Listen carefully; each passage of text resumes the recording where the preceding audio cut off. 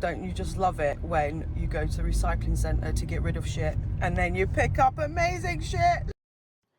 My tenancy states that I have to maintain the perimeters of my plot, including my half of the public walkways. The first time I'd done this was the day before my tenancy actually started. I borrowed a strimmer and I was hoping to beg and borrow the big ticket items for the first probably year to keep the costs low. However, logistically, it's not possible. My plot is a bit of an island with 4 sides needing strimming. 2 sides have public walkways and 2 sides are surrounded by this jungle of weeds. So that's why I had to buy a strimmer. After many discussions and questions between myself and the other plot holders on strimmers, mowers and power tools, as well as buying 2 strimmers and swiftly returning 2 strimmers, I've decided to purchase a DeWalt strimmer. Why have I chosen DeWalt? I already own a number of their tools, so I know the brand is high quality and comes with a great warranty. The batteries are interchangeable with my current collection, which is always useful.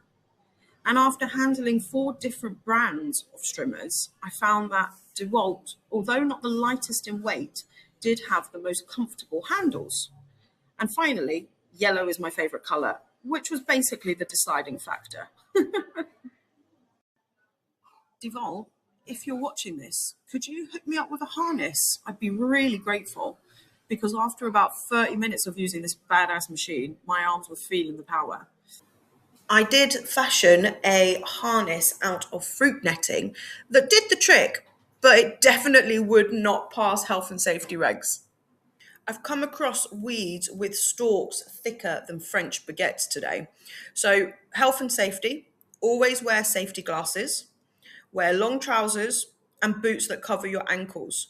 And if you do have sensitive ears, then also wear ear defenders. It's important to protect your skin. Now that the east and south side are done, I'm moving to the west side of the plot towards my entrance, where there are minimal weeds, but predominantly grass. This grass is what I'm going to use to mulch my beetroot and broccoli bed.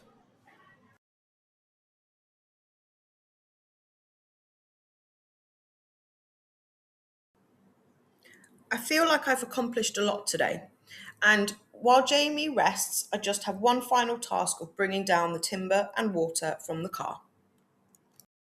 Oh my god, nothing like carrying your own timber. Load number 4.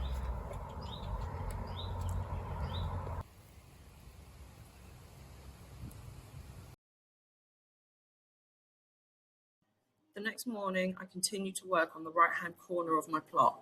Last week, I de-weeded, and today I want to sharpen the edges while also filling the pit. But I always take the time to watch and enjoy Jamie enjoying the grass. As I start on the corner, please take note of the green watering can. This is how I have measured the new width of my path. It's very technical and very precise way of measuring, so please feel free to copy my method, but don't blame me if your path is wonky. I am increasing the width of this path because I don't feel like I have enough space to crouch down due to the size of my behind. So a path 60 centimetres or more would suit me and my behind perfectly. And you can see what a difference 10 centimetres makes in terms of the path spacing. So much more accessible and much easier to manage.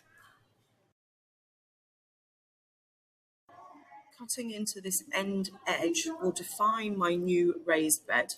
It will widen my entrance path, and it will also make space for a beautiful wide arched entrance that I plan on building later. Something with 4 posts, a roof of some kind, hanging baskets, climbing flowers, something beautiful. This whole edge of the plot is dense, dusty and undesirable. Therefore, digging off the top layer allows me to remove the roots of weeds and grasses, fill the pit behind us, and also level the earth, because this is going to become a new raised bed. Oh yeah, you know that weed I dug out last week from this corner? I did take it to the garden centre, and it turns out to be a hydrangea. Don't you just love it when you go to the recycling centre in order to get rid of crap and you find gold? Look at this, a full door that I'm going to use as a window, wooden and no cracks in the glass. Kushti.